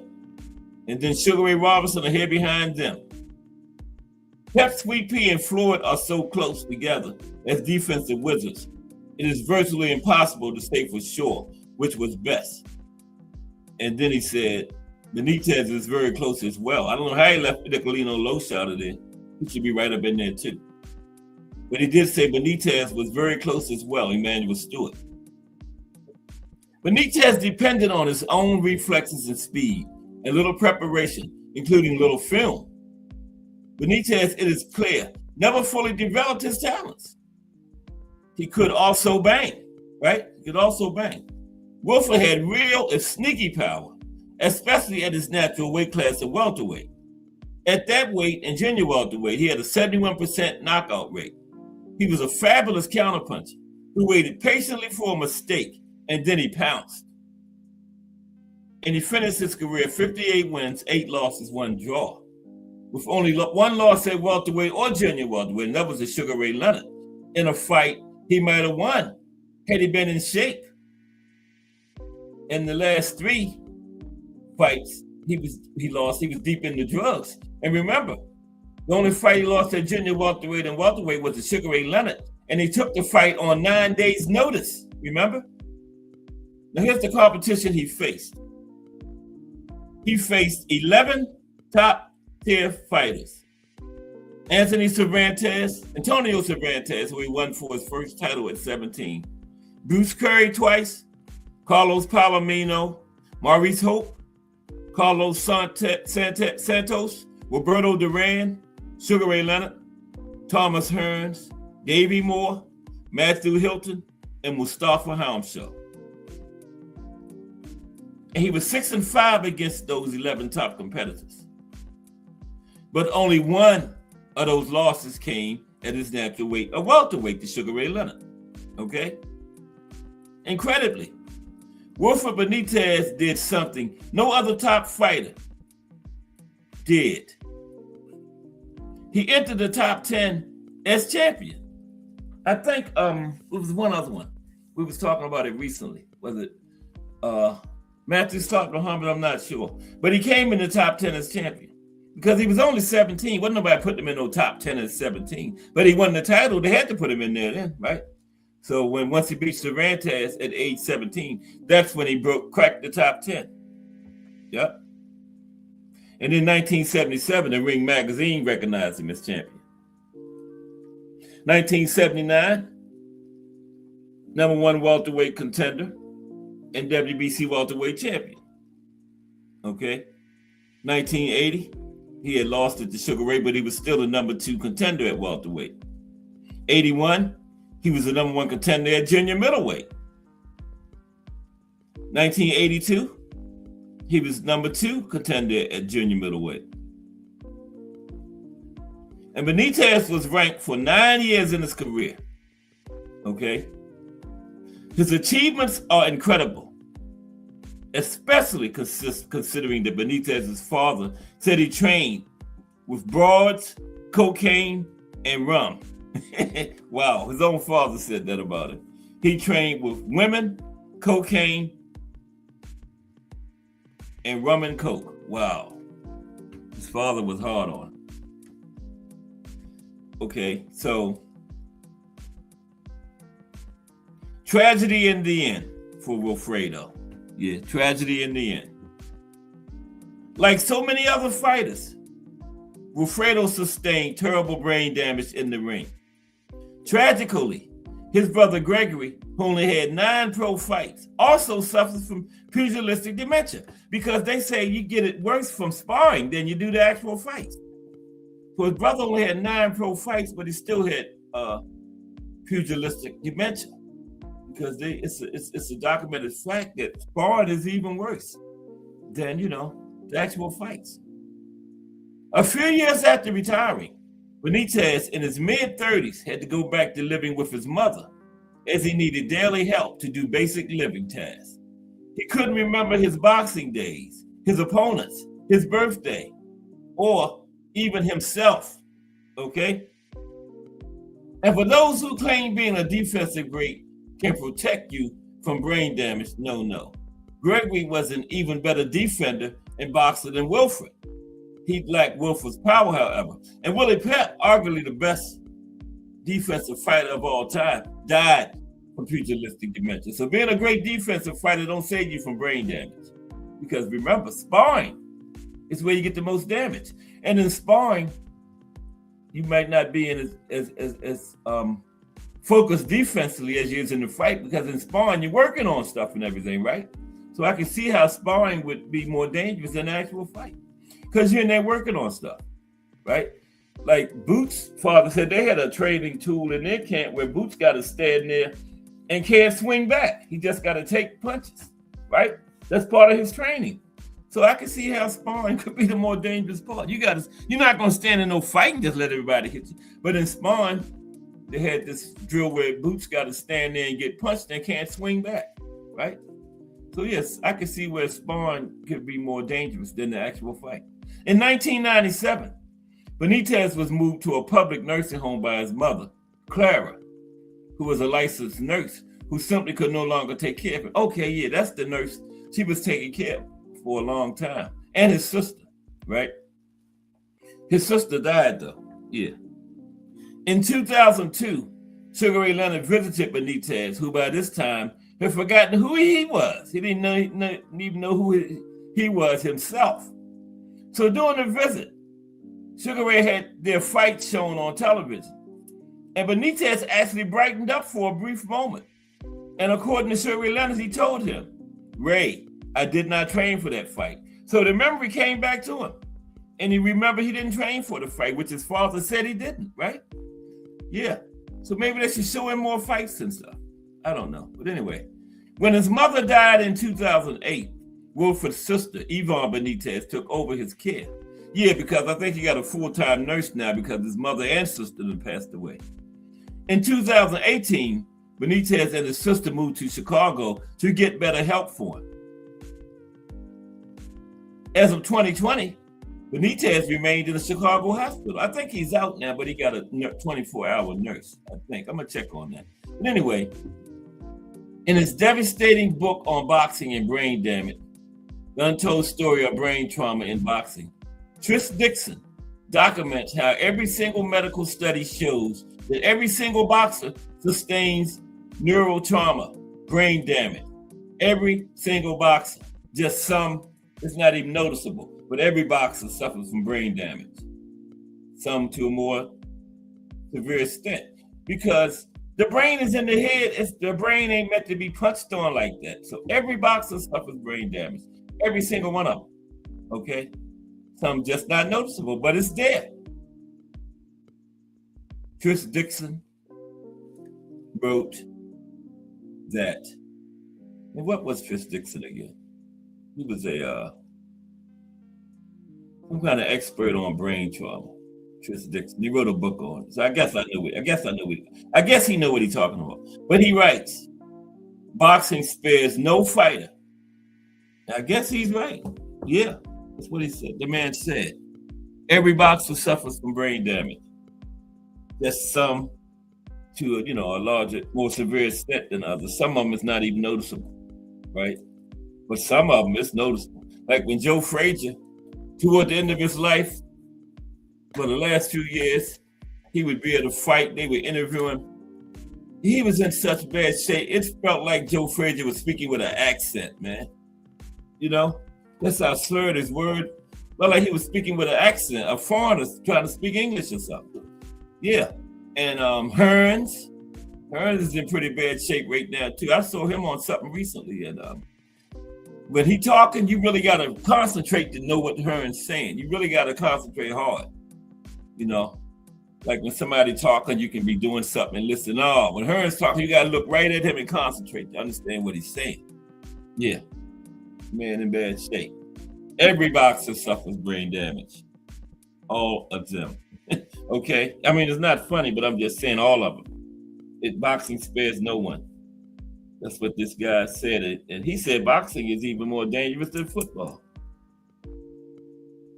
As far as getting brain damage, yeah. But it's there in all of them. Not noticeable in all of them, but it's there. Because, the brain ain't meant to get knocked around like that. Mm-mm. And somebody hit you and knock you out cold. Wow, that's a serious thing. But, they all know what they signed up for. And they all paid well for it. So, nobody put a gun to it. Somebody's hit and told them to get in there. So, hey. But it's still sad. And Wilfred, he's rightfully in the Hall of Fame, but he could have been so much better if he had trained, and really wanted it. Like Buster Douglas, Riddick Bowe. Like I was saying at the beginning, that Buster Douglas from the Mike Tyson fight and Riddick Bowe from Holyfield 1, those two virgins against each other would have probably been the best heavyweight fight of the 1980s. But I would pick Bowe slightly, 55-45. But if Douglas won, it wouldn't be no upset. Not the Buster that fought Mike. Now, yeah, Mike didn't train. It wasn't in the best of shape, but that wasn't all it. A lot of that was Buster, was the version of Buster that came in there too, yeah. Buster had that jab working. Mike couldn't get inside. And Mike did slip past that jab. Buster had that right hand lined up for him. And that was the Mike Tyson that was destroying everybody. And Buster took that aggressiveness right out of him. Because Mike Tyson was running inside on everybody, but by the fourth or fifth round, that aggressiveness had slowed down. Buster had slowed that down. Yes, he had. Because Mike was getting hit by that right hand too much. So he said, I got to slow down on the way I'm running in on this guy, man. And then Don King had to get into it, saying that Buster got the long count and Mike got the short count. No, Mike just got beat, that's all. Don King even took Buster to court and tried to get the thing overturned because Don King saw the monetary differential between Mike Tyson being heavyweight champion and former heavyweight champion. Don saw tens of millions of dollars going out the window, right? But Mike, Buster was supposed to be a tune-up, but they didn't give Buster the memo. Buster didn't know he was supposed to be a tune-up because Mike was getting ready for the Holyfield fight. And then Buster and Holyfield Buster had beat Holyfield, they was going to have Buster Mike too. But none of that happened. Well, Holyfield and Mike got pushed off a few years because Mike went to that beauty pageant, remember? Everything got put on hold because Mike went into the big house after that. But why did the woman go up to his room 2 o'clock in the morning? What was she going up there for? I mean, they could have talked outside the hotel, right? So, yeah. Mike just knew he had scored. Mike was like home run when he was on the way up in the elevator. But nope, he ended up in prison. Yeah, but his legal team was terrible, man. Terrible. On the appeal, he even got one judge decided with, you know? And he had what's that lawyer's name? He had this big time, one of the OJ Dream team in the appeal. If he would have had him in the original trial, he probably would not went to prison. Oh man, I forgot the lawyer's name, but he was one of the big wigs from the OJ legal team. And Mike got him on appeal, and it was 3 judges. They convinced one of them, but they lost 2-1. But hey, you got one judge. That lawyer would have got him off, I think. It was terrible, man. And then the judge was a former prosecutor that specialized in rape cases. That other lawyer would have got that judge removed. How you in court for a rape case and the judge is a former prosecutor that specialized in rape cases? So you know you're fighting a losing battle from the jump. Like, go ahead and lock me up. That's the judge? Wow. Yeah. Yeah, Mike's legal team was terrible, man. But he went to prison and did his time, and came back out and became heavyweight champion again, too. Later on in the decade. Iron Mike Tyson, but he was really Iron Mike at that time. In the 80s, he was getting them up out of there. And then Buster beat him. Buster took that intimidation factor away, you know,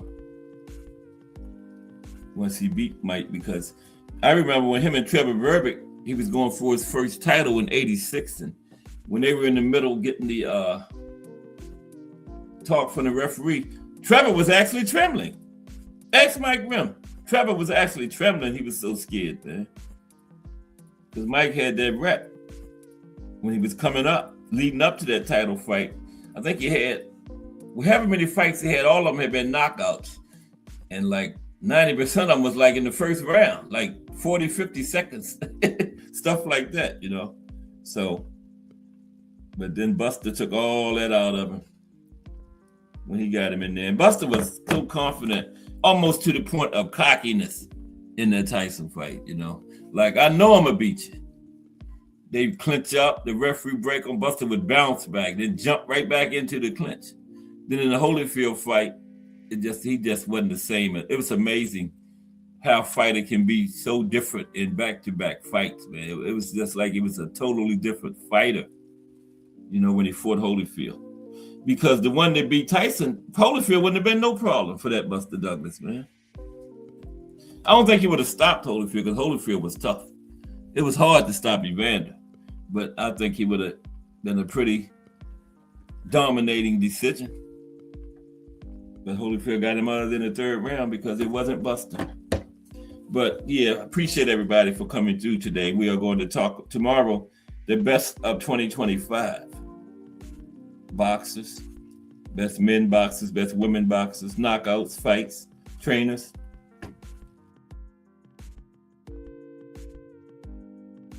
That's tomorrow on Cast Sports. Then we got Just Do Boxing coming up next. Oh, that was a great show yesterday, talking about the monster situation in the hand wraps. They made him redo his hand wraps in the back before Just Do had the tape and stuff from the back. That was really interesting. And I think, because in Japan, it's legal to wrap them. That's what I always say. These jurisdictions got to get uniform. Wherever they were at in Japan, it's legal to wrap them like he had them, but wherever they were, you can't do it like that there. So, and Monster was doing it like he always do. And even somebody from the commission was back there. No, you can't do that. But they need to have it the same everywhere. You know? Even down to banned substances. They banned some places they're not. How can it be a dangerous banned substance in one state, but then it's not a dangerous banned substance in another state? Right? If it's dangerous here, it should be dangerous there. But yeah, some places you can take certain things, some places you can't. Boxing is just crazy like that, man. Only sport like that. So, only sport like that. Any other sport, no matter where you play it or wherever, everything is the same. You know, everything except boxing. And that could be easily corrected if they wanted it to. He got this organization called the Association of Boxing Commissions. They supposed to oversee the sanctioning bodies and the well, not the sanctioning bodies, the state commissions, but they get their palms greased because the state commissions pretty much do what they want to do. And the Associated Boxing Commissions getting their palms greased, and they don't even pay no attention to what these state commissions is doing. If they did, it would be uniform. They got one organization that oversee them. Why aren't the rules the same everywhere? Because they're getting their palms greased. You know? To let these type of things go on in certain states. That's corrupt right there. All these different rules depending on where you're fighting at. Ain't a touchdown, 6 points, wherever the game could be in London, Brazil, Spain, California, New York. A touchdown is 6 points. You don't get 6 in New York and 5 in California for a touchdown. You get 6. 10 yards is the first down, right? You get 4 downs to get that 10 yards. No matter where the football game is at. In basketball, behind that line out there is 3 points, wherever you're at. But boxing, it depends on where you're at, what the rules are. That's crazy, man. That is just batshit crazy. But we love it. We wouldn't have nothing to complain about if it was all straight up and right, you know. So it's boxing. But I was trying to pull up Just Deuce, see what he's talking about today, because he had a great show yesterday. It's worth going back and look at that. Excellent job on that. Mm-hmm. And yeah, like he was saying, there's been a lot of talk about monsters here in wrestling. But I think the way he does it, it's legal. He can do that in Japan, right? So, you know, and then they get so used to it, they try to do it everywhere. But, you know, some places come in and be like, no, you can't do that here. But it's okay for the other boxer to do it in Japan too, you know, to wrap your hands with all that tape stacked up. I think it's a certain amount of inches. Certain places you can come up off your knuckles or something, but in Japan it's more.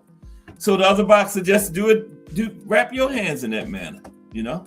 Don't complain about him doing it because those are the rules. They allow him to do it. So just do the same thing. That's all you can do, you know. But it's crazy.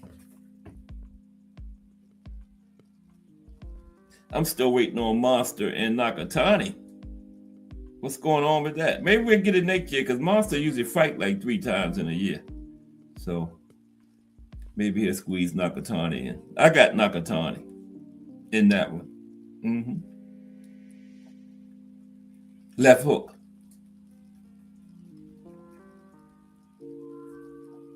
Gonna end it eventually.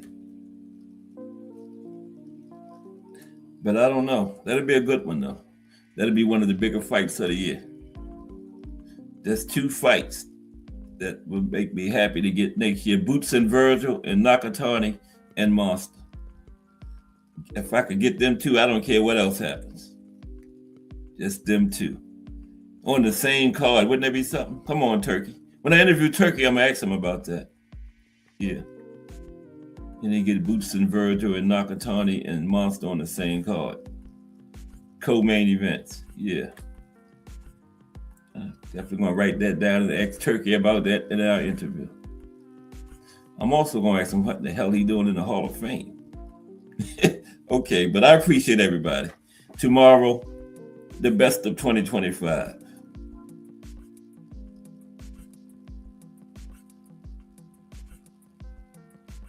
Oh wow, I don't see a thumbnail.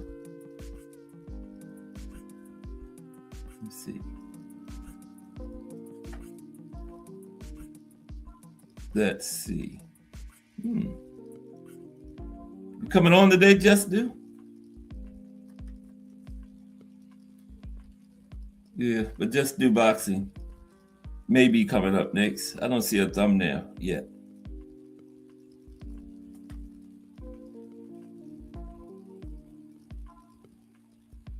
He normally would have it up by now, but look out for Just Do Boxing next at 4 p.m. Okay. Unc Dre Finest, Kensaw Love 1, Jaw, Bruce Gas Boxing Jazz and More. Don't forget tonight at, I believe it's 7 o'clock, Bruce Gas Quiz Show. It's going to be about classic knockouts tonight. Right? That's a good episode. But you better know your stuff in there, because them some tough questions. Yeah, boxing's great knockouts tonight on Bruce Gas. Okay.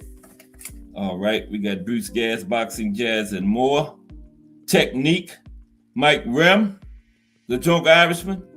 Yes, indeed, boxing. That's Shaw. And Miss Cass. Appreciate everybody for stopping through today. We'll be back tomorrow with another one, of course.